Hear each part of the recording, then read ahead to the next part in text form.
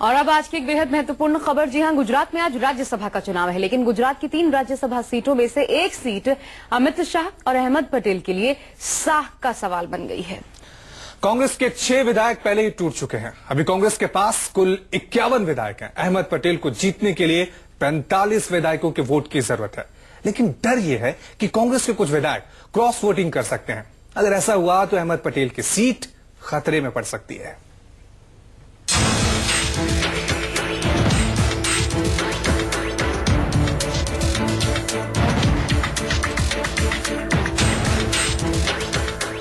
गुजरात में राज्यसभा के लिए बीजेपी ने तीनों सीटों पर कब्जा जमाने के लिए पूरी ताकत लगा दी है, तो कांग्रेस अपने संकट मोचक को राज्यसभा पहुंचाने की हर संभव कोशिश कर रही है। राज्यसभा चुनाव की ये लड़ाई बीजेपी अध्यक्ष अमित शाह और सोनिया गांधी के राजनीतिक सलाहकार अहमद पटेल के बीच नाक की लड़ाई बन गई है। गुजरात में ये पहला मौका है जब राज्यसभा की 3 सीटों के लिए 4 उम्मीदवार चुनावी अखाड़े में हैं। 2 सीटों पर अमित शाह और स्मृति ईरानी चुनाव लड़ रही हैं। तीसरी सीट के लिए अहमद पटेल ताल ठोक रहे हैं। अहमद पटेल को हराने के लिए बीजेपी ने अपना तीसरा उम्मीदवार भी उतार दिया है। कांग्रेस से बागी हुए बलवंत सिंह राजपूत अहमद पटेल के खिलाफ ताल ठोक रहे हैं। इस बार गुजरात के राज्यसभा चुनाव पर देश भर की निगाहें टिकी हुई हैं, क्योंकि बीजेपी और कांग्रेस दोनों की ही प्रतिष्ठा दांव पर है। गुजरात की राजनीति के 2 दिग्गज अमित शाह और अहमद पटेल ने इस राज्यसभा चुनाव को जीतने के लिए हर वो बिसात बिछा रखी है जिससे दुश्मन को मात दी जा सके। कांग्रेस जहां अपने समर्थक विधायकों को लेकर जीत के प्रति आश्वस्त है, वहीं बीजेपी ने भी जीत के लिए कई मोहरे फेंक रखे हैं। अब ये समझ लीजिए कि आखिर अहमद पटेल की सीट पर संकट कैसे मंडरा रहा है। दरअसल गुजरात विधानसभा में अभी कुल 176 विधायक हैं। चंद दिनों पहले तक कांग्रेस के पास 57 विधायक थे, लेकिन 6 एमएलए पार्टी छोड़ चुके हैं। लिहाजा अब कांग्रेस के विधायकों की संख्या 51 रह गई है। अहमद पटेल को सीट बचाने के लिए 45 विधायकों के वोट की जरूरत है, लेकिन कहा जा रहा है कि शंकर सिंह वाघेला समेत 10 विधायक क्रॉस वोटिंग कर सकते हैं। अगर ऐसा हुआ तो अहमद पटेल की हार तय है।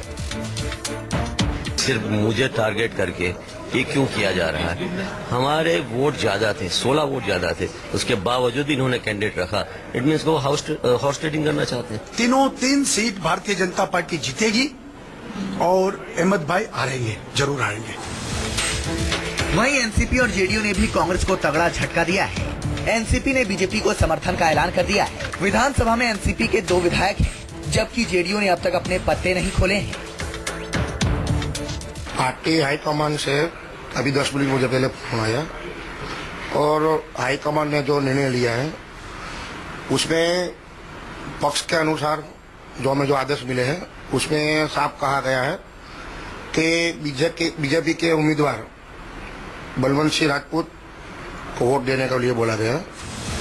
अमित शाह के लिए राज्यसभा चुनाव साख का सवाल है, तो कांग्रेस के संकट मोचक अहमद पटेल के लिए वजूद की लड़ाई। ऐसे में वोटिंग के बाद ही साफ हो पाएगा कि किसकी चाल कितनी कामयाब हुई। भूपेंद्र सिंह, अहमदाबाद, न्यूज़ 24। और चलिए इस वक्त हम सीधा रुख करते हैं अहमदाबाद से। हमारे साथ वरिष्ठ सहयोगी संजीव त्रिवेदी जुड़ रहे हैं। संजीव, एक बड़ा सवाल ये है कि आखिर ये क्या हुआ? एनसीपी बीजेपी के पक्ष में क्यों मतदान करेगी? इसके पीछे वजह क्या है, तो ये बताइए। और दूसरा बड़ा सवाल ये है कि जिस तरीके से ये पूरी कवायद चल रही है, क्रॉस वोटिंग का डर कांग्रेस का कितना पुख्ता है? आपके दूसरे सवाल का जवाब पहले, क्रॉस वोटिंग अगर जो बैंगलोर ग्रुप है, जिसे कहा जा रहा है बैंगलोर ग्रुप, जो बैंगलोर से होकर आया है, उसमें से अगर नहीं होता है और एक वोट भी अगर अहमद पटेल को मिल जाता है तो उनकी जीत सुनिश्चित हो जाती है। लेकिन भारतीय जनता पार्टी की तरफ से ये कहा जा रहा है कि वो जो 44 विधायक वहां बैंगलोर से आए और फिर आनंद ले जाए गए, संभवतः उसमें भी कई ऐसे लोग हैं जो कि भारतीय जनता पार्टी का साथ दे सकते हैं और ऐसे में मुश्किल हो सकती है और भारतीय जनता पार्टी के 3 सीट निकल सकते हैं। ये सारी बातें 1 घंटे के बाद शुरू हो जाएंगी निर्णित होना। मेरे पीछे वो विधानसभा भवन है जहां से अब से कुछ देर बाद सारे विधायक पहुंचने वाले हैं और आकर के अपने मताधिकार का प्रयोग करने वाले हैं और कहा यही जा रहा है कि एक ऐसी कांटे की टक्कर है जिसमें सिर्फ गुजरात की राजनीति नहीं बल्कि देश की राजनीति प्रभावित होने जा रही है। और एनसीपी विधायकों का जहां तक सवाल है तो कहा यही जा रहा है कि एनसीपी विधायक चाहते ये थे कि वो भारतीय जनता पार्टी के साथ जाएं, नेतृत्व चाहता था कि उन्हें अहमद पटेल कांग्रेस को वोट दिया जाए। और इस टकराव में ऐसा लगता है कि जो स्थानीय बात है वो ज्यादा हावी हुई है। यहाँ प्रफुल्ल पटेल मौजूद हैं, लेकिन बावजूद इसके तय कर लिया गया है कि जो 2 एनसीपी के विधायक हैं वो भारतीय जनता पार्टी को वोट देंगे। पलड़ा भारी आज की तारीख में भारतीय जनता पार्टी का, लेकिन बहुत आसानी से हार मानने वाले हैं अहमद पटेल, ऐसा भी नहीं लग रहा है। संजीव, ये जो जंग है ये अहमद पटेल बनाम अमित शाह बनती जा रही है और बड़ा सवाल कांग्रेस के लिए यही है कि पहला क्रॉस वोटिंग ना हो, दूसरा एनसीपी उनसे पिछड़ चुकी है, जेडीयू का क्या रुख सामने वहां पे आ रहा है? जाहिर सी बात है बीजेपी के पक्ष में ही नजर आ रहा है। तो आज कांग्रेस की रणनीति क्या नजर आ रही है वहां पर?